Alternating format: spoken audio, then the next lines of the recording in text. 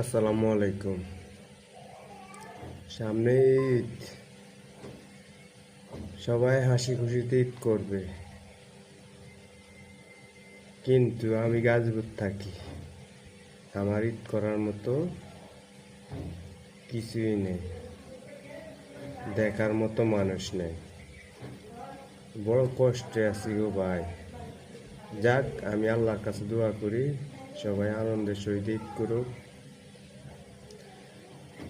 আমি কষ্টে আছি, আমার মতো কষ্টে যেন কেউ না থাকে।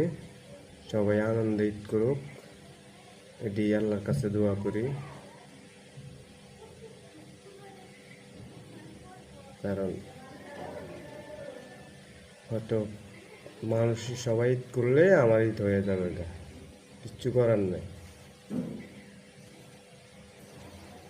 যার কেউ নেই তার ঈদ আছে, ঈদ নেই, তার কোনো ঈদ নেই।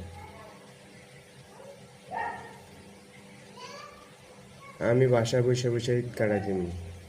সবাই আমার জন্য দোয়া করবেন। আসসালামু আলাইকুম।